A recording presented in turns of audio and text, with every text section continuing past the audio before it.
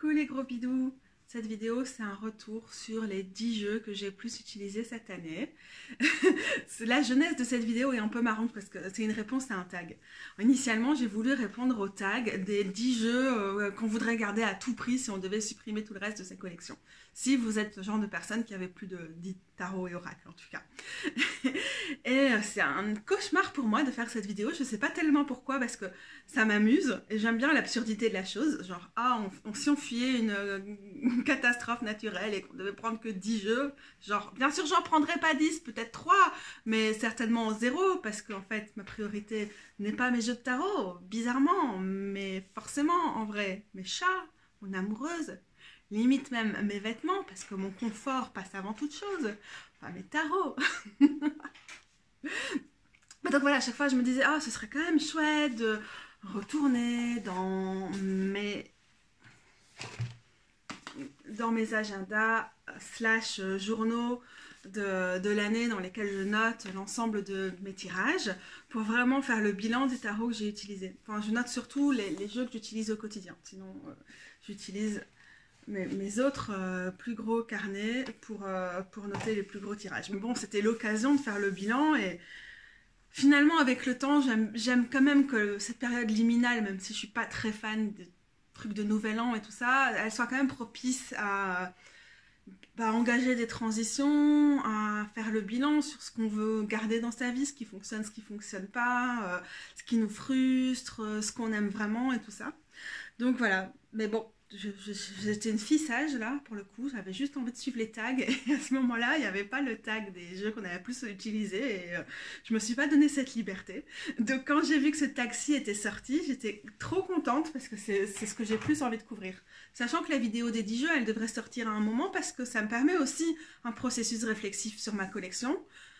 Plutôt dans son ensemble et dans l'ensemble des jeux qui me sont le plus chers, le plus proche, c'est avec lequel j'ai un attachement. Ce qui n'est pas forcément la même chose du bilan des jeux que j'ai le plus utilisés pendant un an. Mais voilà, en tout cas, on va commencer par ça et puis vous le devinez certainement, il y a beaucoup de choses qui se chevauchent au niveau des jeux que j'ai utilisés cette année et de ceux qui sont juste mes préférés au monde, quoi.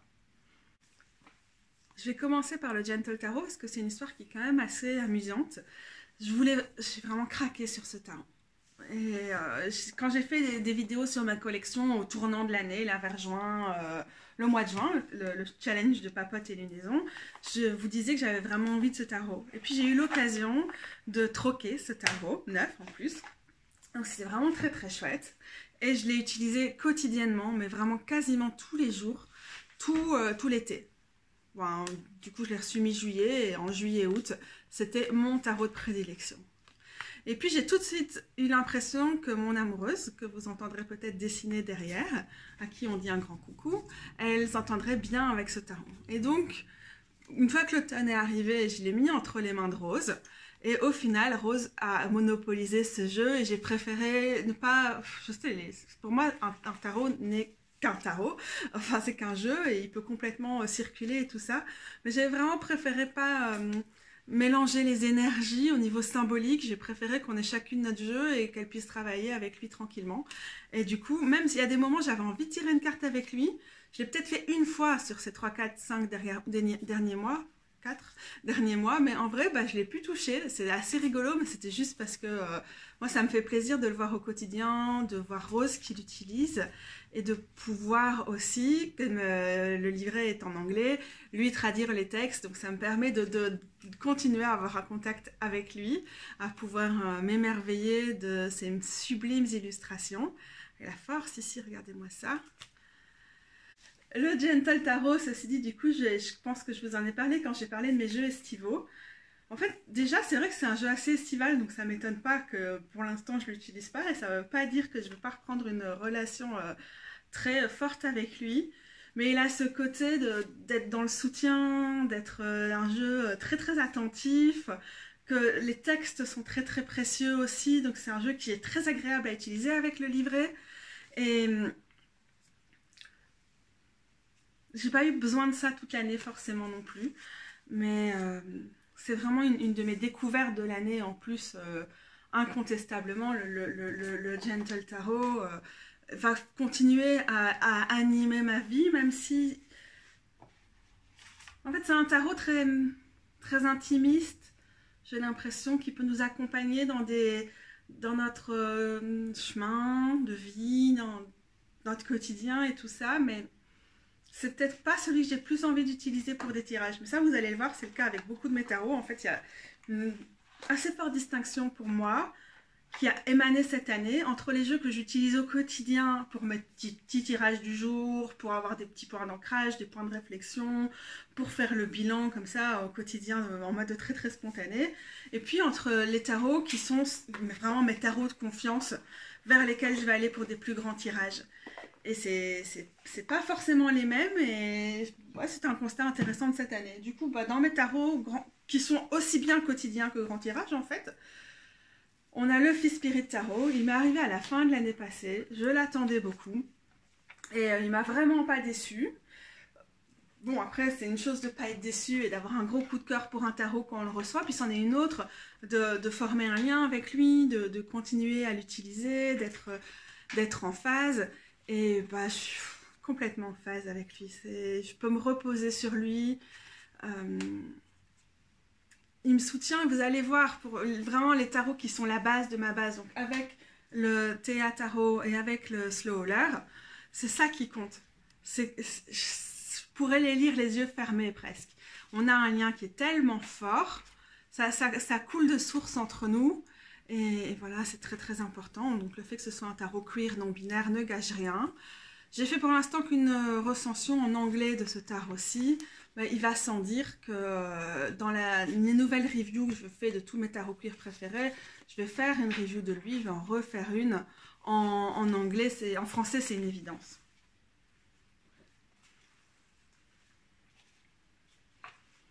Donc c'est devenu un de mes tarots généralistes, multi-usages, de prédilection.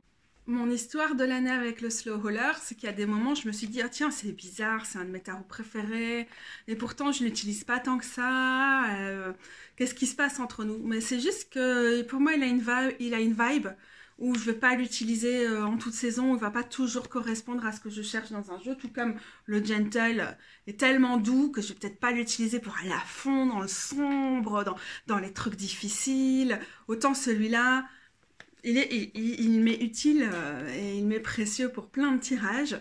Mais alors, pour aller creuser, pour ne pas ménager, pour ne pas se voiler la face, il est impeccable.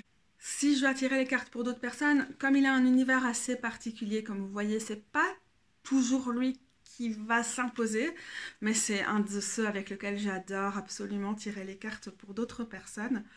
Ce qui m'aide aussi, peut-être c'est important à préciser, dans mon rapport avec des tarots, c'est si je fais des cours ou du journaling particulier, ça peut être vraiment plein de choses, mais je ne vais pas du tout rentrer dans les détails ici, et que je choisis de me tenir à un tarot pour un type de tirage, un type d'exercice d'introspection ou de planning au niveau de mes projets artistiques ou autres, ça m'aide à entretenir une relation avec lui. J'ai fait ça à la fin de l'année passée, j'ai poursuivi cette année avec lui.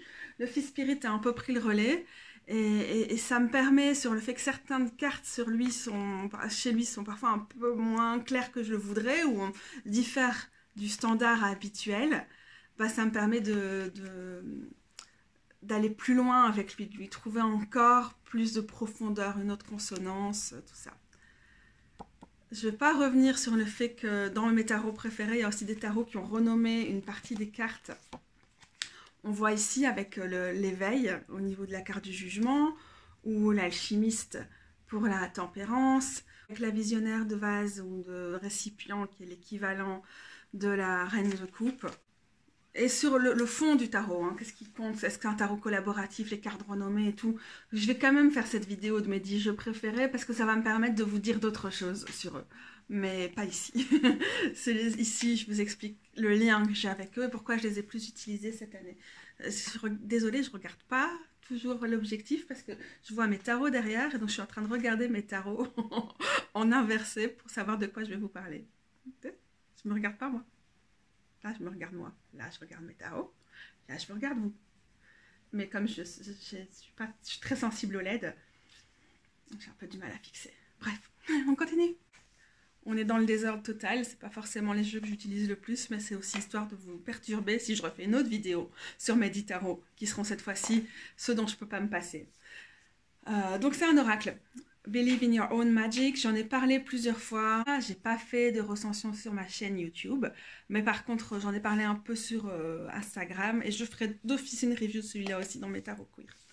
Ce que j'aime bien chez lui, je ne l'ai pas utilisé systématiquement très souvent. Je l'ai beaucoup utilisé quand j'avais envie de faire des beaux tirages en début de semaine et tout ça pour avoir un point de focus, un point de focalisation pour la semaine, quelque chose qui, ou bien un conseil, quelque chose qui me permet de garder la tête froide et tout ça. Ce que j'aime chez lui, c'est qu'il est, il est facile à lire avec juste les mots-clés, même si parfois il y a une petite... il y a un petit décalage entre le mot qui est choisi et la phrase qui est choisie. Le petit livret, on peut s'en passer parce que je trouve très intuitif à lire comme oracle. Mais avec ces petits textes très courts, il peut nous apporter quelque chose, un autre regard. Surtout qu'il y a certaines cartes qui sont peut-être moins... moi qui me correspondent moins en tout cas. Parce qu'il a ce côté enfantin ou oracle pour ado, que j'aime bien. Mais donc il est très accessible. Parce que les textes sont bien foutus, les mots-clés sont bien foutus et tout le monde peut y trouver son compte. Et donc c'est typiquement le tarot que j'ai bien... L'oracle, je vais vraiment pas m'en sortir. Hein. C'est l'oracle que j'ai bien aimé emporter avec moi. Quand je voyais des gens, quand il y avait des gens qui venaient à la maison, ça me fait penser, je l'avais amené par exemple quand j'ai rencontré les copines de Fat Friendly, coucou si vous nous regardez, j'avais dit que j'allais tirer les cartes et puis c'était compliqué, c'était pas toujours facile d'avoir l'énergie quand il y a du bruit et tout ça, mais les gens ils sont pas déçus quand il y a moyen de se plonger dans cet oracle, de lire les petites phrases et de faire « Waouh, c'est vraiment juste ce que j'avais envie d'entendre pour le moment ». J'ai pu avoir la même expérience avec des voisines, par exemple. Ok, on vient à la maison, on s'intéresse au tarot, aux oracles, on ne sait pas par où commencer. Et alors, il suffit de sortir lui pour que les gens se disent « Ah, waouh, ok ». Donc, du coup, autant il m'a aidé moi et j'ai apprécié travailler avec, encore une fois, comme le Gentle Tarot, sa douceur, la douceur de ses dessins. Évidemment, la diversité de ses représentations et le bonheur d'avoir des corps gros sur un oracle, évidemment. Mais aussi, j'ai bien aimé qu'il m'a permis de ramener de la douceur autour de moi et aussi dans des moments où j'étais pas forcément à même de tirer les cartes. C'est pourquoi je vais plutôt du coup choisir le tarot. De juste laisser les personnes en toute autonomie avec une carte d'oracle. Je l'ai aussi utilisé pour une amie à un moment en tirage seul, parce que je devais lui faire un tirage de tarot, et ça s'est fait plus tard, c'était un tirage d'anniversaire. Pour différentes raisons, je n'étais pas en mesure de le faire. Toujours ma capacité de concentration et d'attention avec mon syndrome des lèvres dans l'os, hein, c'est pas au taquet. Et du coup, j'avais fait un tirage de 3 cartes avec lui. Et alors que j'aime normalement les tirages d'oracle seul pour d'autres personnes, je fais pas ça, c'est vraiment pas mon truc. Mais là, c'est quelqu'un que je connais bien et ça a été très agréable de pouvoir, enfin très agréable, même si c'est pas facile, hein, mais de lier sa situation à ce que me donnait cet oracle. Il y a quelque chose de vraiment chouette qui s'est créé. Et je crois que... Ah non, je l'ai pas eu à la fin de l'année passée, j'ai eu l'été passé. Bah, depuis que je l'ai, en fait, il a cette place dans ma collection. Et bien sûr, si j'ai choisi 10 tarots et oracles que j'ai plus utilisés cette année, ça ne va pas dire que j'ai utilisé tous les jours, ou toutes les semaines, ou même tous les mois. Mais j'ai pu, encore une fois, me reposer sur lui quand j'en avais besoin. Et je l'ai trouvé très généreux dans ce qu'il avait aussi à offrir aux autres. Et vraiment, la découverte... il propose des messages qui sont très empouvoirants. C'est pour ça que je vous dis... que c'est aussi chouette de le mettre entre les mains d'une personne qui va avoir envie de tirer les cartes ou de découvrir les oracles et tout ça, parce qu'il n'y a pas ce côté effrayant que certains peuvent avoir. Et on peut le prendre quel que soit notre niveau de lecture, d'approche des tarots et d'oracles, qu'on soit expérimenté ou pas. On le trouve en général pour une quinzaine d'euros sur les grandes plateformes de commerce en ligne pas très réglo, ce qui en fait un jeu accessible, en tout cas plus abordable que la plupart des autres qui vont être présentés ici, disons. Et donc ce qui est une bonne façon de commencer ou qui est un chouette cadeau Je l'ai déjà offert et je vais continuer à offrir des copies aux amis parce que j'aime ce genre de raclette. J'ai éternellement le même problème en cette saison, c'est le problème de la lumière. Et donc je suis désolée, j'espère que ça va être ok. Je sais qu'il y a certains tarots qui répondent assez mal quand on essaie de les filmer, quand on est à que de la lumière artificielle, mais voilà, ces jours sombres sont très très difficiles quand on a le matériel que j'ai et qu'on veut faire des vidéos. Ça, c'est le Fat Fox Tarot. Le Fat Fox Tarot, il est arrivé aussi cet automne ou à la fin de l'été. Et j'en reparlerai. Bien sûr, je ferai une vidéo de recension. J'en ai déjà fait une de présentation quand il est arrivé sur Instagram, mais je ferai une recension ici. Donc, je ne vais pas rentrer dans les détails. Déjà, savoir que symboliquement, il est très, très, très méga important pour moi parce que c'est mon cheval de bataille, quoi. Les représentations, la diversité des corps dans le tarot et bah, du coup, j'ai choisi mon cheval de bataille de prédilection qui est celui de la représentation de la grosseur en général, tout comme dans le tarot. Donc quand le Fat Fox Tarot, le tarot des gens gros est sorti, j'étais trop ravie de le savoir. Il va y avoir une deuxième édition bientôt, donc ne vous inquiétez pas s'il est plus disponible. Donc j'en parlerai dans ma recension, le fait que l'aspect collaboratif, le fait que chaque carte ait été faite par une personne différente peut être assez perturbant. Mais du coup, ma solution pour l'instant, c'est de ne pas faire des gros tirages avec lui et de plutôt rester sur des petits tirages d'une, 2 à 3 cartes, des petits tirages du quotidien, ce qui me permet de ne pas être trop déconcentrée par le fait qu'il y a un manque total de cohésion dans les illustrations qui parfois fait que il y a des artistes qui ne correspondent pas du tout à notre style et auquel on va moins s'identifier, au style duquel on va moins s'identifier. Ceci dit, c'est une assez bonne surprise, c'est que malgré tout, en travaillant comme ça, sur des mini-tirages, bah, les cartes qui au début me paraissaient moins sympas, moins mon style, j'étais pas sûre d'adhérer, enfin j'adhère pas du tout à l'image, bah, on passe au-dessus en fait, parce que ce qui se dégage, même si visuellement c'est pas du tout un ensemble qui fonctionne, bah, sur le fond, l'ensemble fonctionne tellement bien que pas de problème, on est en amour quand même. Ce qui est assez chouette, c'est que cette première édition qui est épuisée, mais on va avoir des nouvelles pour le suivi l'année prochaine, cette première édition, tous les bénéfices allaient à des associations pour les personnes trans. Et donc tout ce qui a été mis là en termes de grosseur, de transidentité, de vécu trans, de vécu gros est tellement important. On a écaté pour la lune. Que voilà, c'est vraiment chouette. Je pense qu'il y a aussi pas mal de personnes trans et non-binaires dans la liste des différents artistes qui ont été invités pour travailler à ce jeu. J'ai l'impression que c'est des artistes aussi assez jeunes qui ont participé à ça, donc ça permet aussi de servir de tremplin ou de donner des chances à des personnes d'horizons assez divers. Et pour préciser aussi, je ne vais pas forcément tirer les cartes à d'autres avec lui, je pense que je ne le ferai pas à l'avenir parce que mon intuition, comme elle travaille assez fort sur le visuel, les symboles et le système, dès que les personnes qui ont créé ce tarot-là ont mis en plus du système du tarot.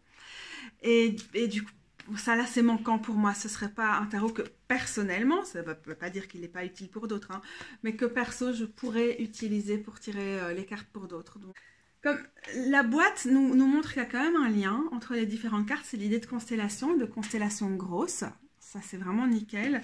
On le retrouve aussi sur le dos des cartes, et alors du coup, si on fait un peu attention, c'est quand même une chose qui revient sur une bonne partie des cartes. Je vais vous chercher ça. Les couleurs du page de Pentacle et tout, ça c'est une de mes cartes préférées, absolue. Il est trop beau. Bon, alors rien à voir visuellement avec par exemple le 6 de coupe qui me parle énormément aussi.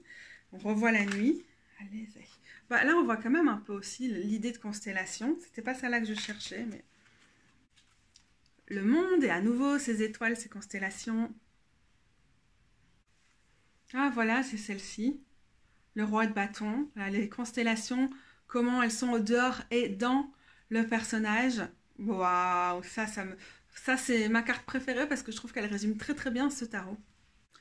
Le Thias Tarot, c'est un de mes premiers tarots et il reste un de mes favoris. Donc ça, c'est la première édition de 84.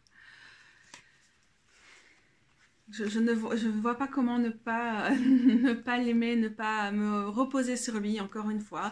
Je vais l'utiliser ponctuellement pour les tirages du jour, pas très très souvent. C'est plus quand je dois faire des gros tirages. Alors je sais que je peux compter sur lui. Je sais que c'est un de ceux vers lequel je vais m'orienter en premier lieu. Voilà, tarot féministe, lesbien, historique. Il y a une vidéo de recension que vous pouvez trouver le lien quelque part ici en bas, blabla. La simplicité aussi du noir et blanc et de la gravure, l'aspect symbolique de son âge et de l'héritage féministe, de l'histoire des jeux féministes et tout ça, en font un de mes compagnons préférés. Très facile aussi pour lire les cartes pour d'autres. Très chouette aussi qu'il y ait une relecture queer qui a été faite il y a 7 ans maintenant que c'est sorti celui-là, ce qui lui permet de rester d'actualité. Je sais pas quoi dire parce que j'en parle tellement souvent, c'est un de mes premiers tarots et voilà, vous le savez, je compte sur lui. Il sent le vieux.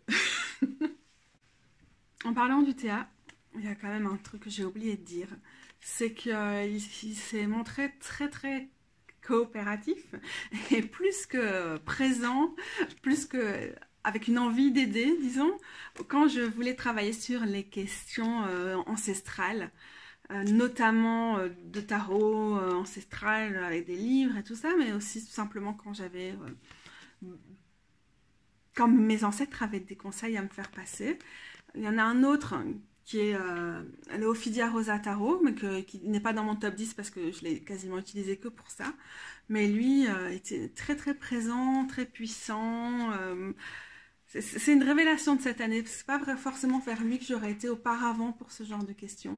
J'ai fait une vidéo au printemps où je vous ai parlé de mes combinaisons tarot et oracle. J'aurais certainement d'autres choses à en dire parce que ma pratique évolue sans cesse. Mais dans la première des 3 des vidéos, je fais des recensions de celui-ci et de celui-là. Donc, évidemment, à l'usage, quand je fais le bilan de l'année, je ne peux pas forcément vous dire la même chose. Mais si ça vous intéresse, encore une fois, on suit les liens.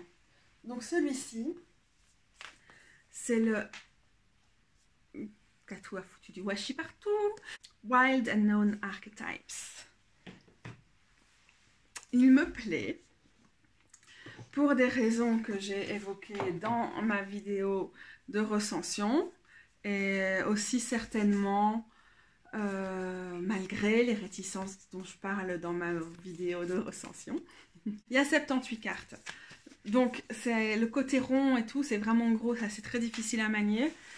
Par rapport à des oracles qui sont grands mais qui vont être plus modestes. Ça, c'est un de ses défauts. Donc, on a des grands archétypes qui sont recensés par la créatrice, qui sont à la fois des archétypes au niveau de personnages, au niveau d'outils, au niveau d'endroits et au niveau de grands principes philosophiques, théologiques ou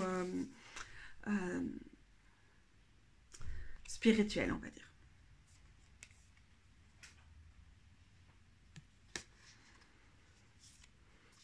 Il est très utile dans les pratiques païennes, au niveau des pratiques magiques, si on en a, au niveau de nos pratiques de journaling et tout ça, parce qu'il nous permet de nous guider dans l'exploration, ou dans le soin, ou dans le travail sur les rêves. Enfin, il y a tellement de choses qui sont possibles.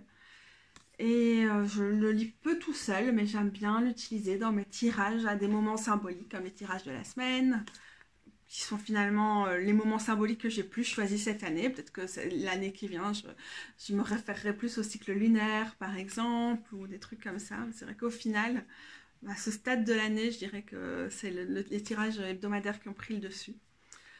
Je ne me vois pas travailler avec lui toutes les semaines, par exemple. Bon, je ne fais pas des tirages toutes les semaines, hein, je ne fonctionne pas à l'obligation ou à la routine de ce côté-là. Mais c'est un excellent compagnon quand on est dans le mood pour ce côté introspectif fort. Introspectif et aussi plongé dans, disons, parce qu'il se revendique d'un univers très jungien, avec les archétypes, plongé dans l'inconscient collectif, travaille avec les rêves, avec le folklore, avec les mythes et légendes, avec aussi, du coup, les déités, si vous avez des pratiques qui sont plus polythéistes, et donc qui ne voient pas forcément que des mythes et des légendes dans les mythes et légendes, ou du folklore... aussi dans le folklore, vous voyez une façon de travailler, de vous connecter, de relationner avec les esprits des lieux, des plantes, etc. Donc il est multifonctionnel en fait, hein, comme oracle, malgré le côté qu'on pourrait...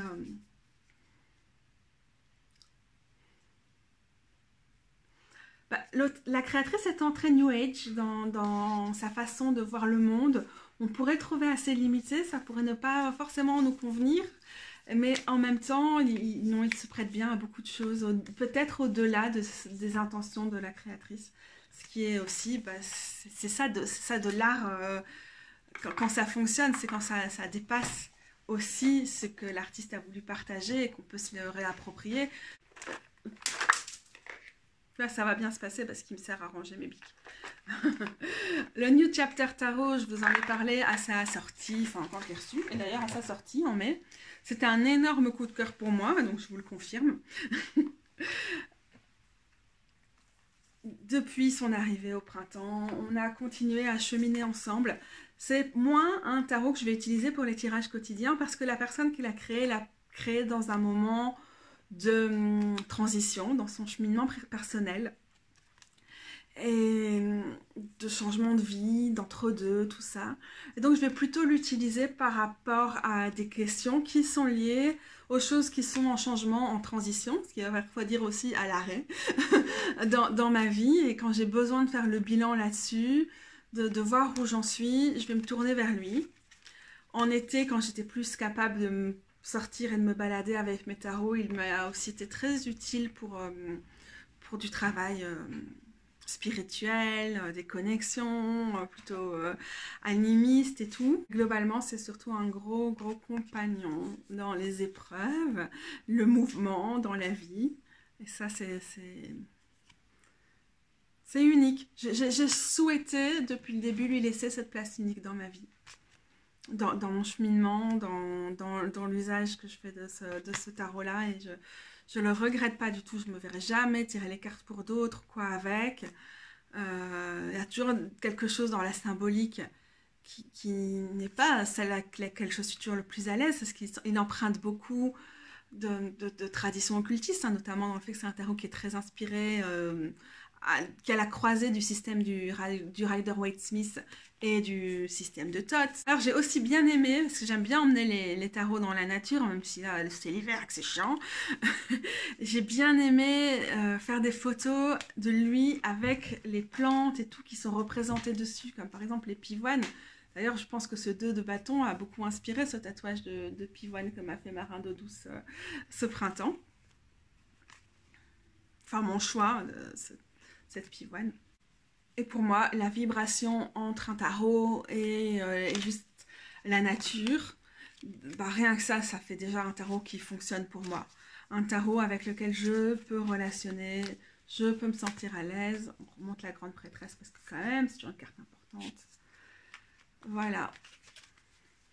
C'est un tarot subtilement queer, créé par une personne queer, et peut-être plus subtil que d'autres au niveau de ses codes, parce que il fait déjà appel à tellement d'autres symboliques, tellement d'autres systèmes, y compris, je viens de vous le dire, des systèmes occultistes, mais néanmoins, c'est un fil rouge aussi, sa queeritude. Ah, le Witch's Wisdom Tarot dans sa boîte qui me sert à arranger mes feutres fluo. Chaque fois que je le monte, je dis et je dois absolument vous en parler dans une optique critique, en comparaison avec un autre tarot, blablabla. Parce qu'il y a plein de choses qui me posent beaucoup de problèmes dans ce tarot. Donc vous voyez que les majeurs ont été en quelque sorte inversés, en quelque sorte parce qu'il a vraiment son propre système. Mais bon, bref, malgré tout, et sachant que je l'utilise, disons, plutôt comme un oracle, Il a été très très important dans l'été, où je suis assez fan des promenades, des pèlerinages et tout ça, ce qui me manque donc beaucoup en ce moment.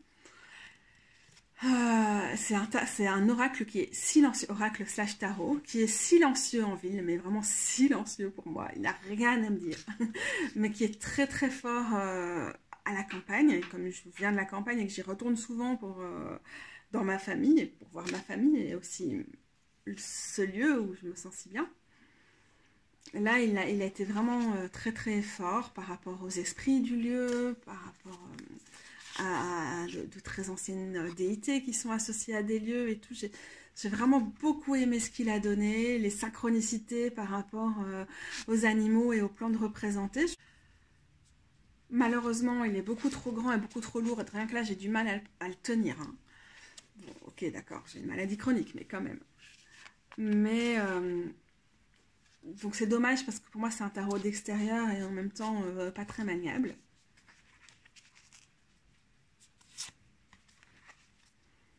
Mais cet été, il a vraiment trouvé une fonction chez moi. Et si j'allais plus souvent à la campagne, il aurait encore plus cette fonction pour moi. Je devrais le laisser à la campagne, en fait. C'est parce qu'il est vraiment en galère à transporter, quoi. Il prend la place de, je sais pas, moi, 3 livres dans une valise. Je ne mets pas 3 livres dans une valise, je me balade avec mes livres audio. C'est toujours le même plan avec le Living Altar, Oracle.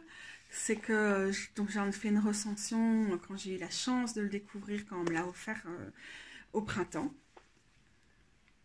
Et donc la pratique n'a pas grandement évolué depuis lors.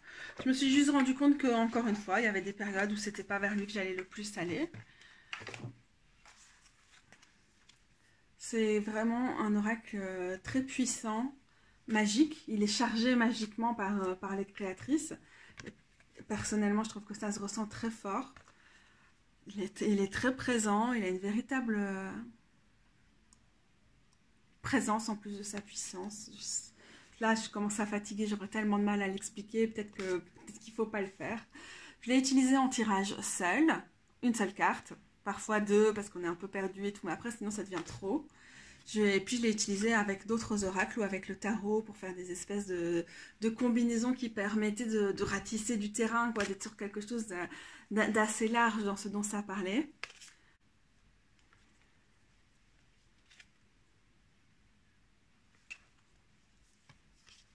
On fait un bout de chemin ensemble. Et il va continuer à garder une place dans mon cœur. Je me dis, même si à un moment c'est un oracle que je ne vais pas utiliser pendant des mois ou des années, je ne pense pas, là ça ne va pas arriver dans l'immédiat, mais il va avoir cette place de, encore une fois, le jeu queer, l'oracle queer et sorcière dans son énergie, dans sa volonté, dans sa direction. C'est très inédit, quoi. Très, très unique. Il n'est pas remplaçable. Et par rapport, justement, hein, pour déjà envisager la vidéo où on va parler des tarots et oracles, donc je ne pourrais pas me passer, un des critères, c'est est-ce qu'il est remplaçable? Est-ce qu'il y en a un autre qui peut facilement prendre sa place, et donc tant pis? Ou est-ce que c'est ce système-là et aucun autre? Et lui, oui, bah oui, c'est ce système-là et aucun autre. Et quel système? On a déjà dit tarot et oracle, seulement ils sont arrivés à la fin de l'année et depuis lors je ne peux plus m'en passer. Donc je vais quand même les mentionner, mais est-ce que c'est représentatif l'utilisation qu'on a sur un mois, alors qu'on n'a pas encore de recul? Peut-être pas forcément, mais alors on verra l'année prochaine. Mais je pense que le Lunasol Tarot, il va rester, hein, c'est pas possible autrement. On s'est trouvé. Voilà le petit miracle qu'il représente. J'ai fait une présentation, même un unboxing quand je l'ai reçu. Entre temps, vous voyez que j'ai découpé les bords. Mais je trouve que cette palette de couleurs très pastel, très lumineuse et très très agréable dans cette saison sombre. Ouais, il fait noir. Il est 17h, bordel! 17h18. Et ça, j'ai plus rien à vous dire, je vous montre juste les trucs. J'ai utilisé en tirage par rapport à des modules que je suis en train de suivre, créé par Lindsay Mack. Je l'utilise presque quotidiennement pour les petites cartes du jour. Et c'est une chouette découverte. J'ai longtemps hésité à m'acheter ce tarot. Je n'étais pas sûre que j'allais taffer avec. Et en fait, on match. Donc on va continuer à taffer ensemble. J'ai reçu l'édition limitée du Seed and Sickle. Et avec ça, il y avait le Citadel deck. Je vais jamais prononcer ce truc. Donc le jeu de la citadelle, c'est super dommage qu'il soit que dans cette édition limitée parce que c'est avant tout un objet marketing. Tout le monde ne va pas se payer l'édition limitée juste pour ce tarot, ça n'en vaut pas la peine. Juste pour cet oracle. Mais cet oracle qui réagit très mal aux lampes qu'on a ici, quoique ça prend l'air reflet, pourquoi pas. Il fait sombre. Hein. On le voit définitivement à peine, mais cet oracle, depuis quelques semaines, je l'adore, je l'utilise beaucoup, je l'utilise pour différentes choses. Il y a ce côté poétique, il y a ce côté très pratique des conseils qui sont proposés dans le livret qui est très chouette. Et il y a un côté très mystique, très poétique que j'adore aussi. Donc j'aime bien ce côté multi-usage. Que ces illustrations sont parfois beaucoup plus mystiques que le côté terre à terre du livret. Ça doit faire partie des choses qui me plaisent. On verra bien s'il reste dans le top de ce que j'utilise jusqu'à l'année prochaine. Mais en tout cas, pour l'instant, on adhère bien. J'avais quand même envie de faire cette petite mention. Non, je ne vais pas dire qu'un truc que j'ai depuis 3 semaines ou peut-être 4 est forcément un de ceux avec lesquels j'ai le plus...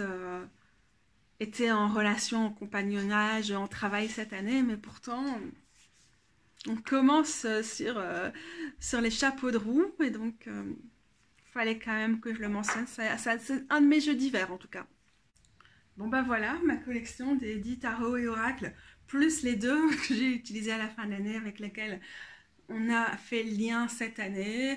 J'espère que ça vous a plu. N'hésitez pas à reprendre ce tag qui a été créé par je ne sais plus qui, mais je mettrai les liens en dessous parce que c'est un exercice assez sympa pour revenir sur son année. Et de toute façon, même si vous ne faites pas de vidéo, que vous n'avez pas du tout envie de parler de ce genre de choses en vidéo, c'est aussi un exercice qui est assez sympa à faire pour soi, qui remet aussi notre tarot et oracle à leur place qui nous permet de les mettre en contexte pour trouver leur place dans notre vie et dans nos pratiques. Et aussi, du coup, comme il y a eu plusieurs occasions de faire ce bilan en fin d'année, j'ai une meilleure vision des tarots que je vais donner ou revendre ou offrir maintenant. J'en ai déjà fait quelques-uns ici. Oh, mais vous n'êtes pas droit, dites. J'en ai déjà donné quelques-uns début novembre, je pense, mais je vais continuer sur cette voie parce que ces bilans me servent. Des gros bisous. Bisous, bisous. Au revoir, au revoir.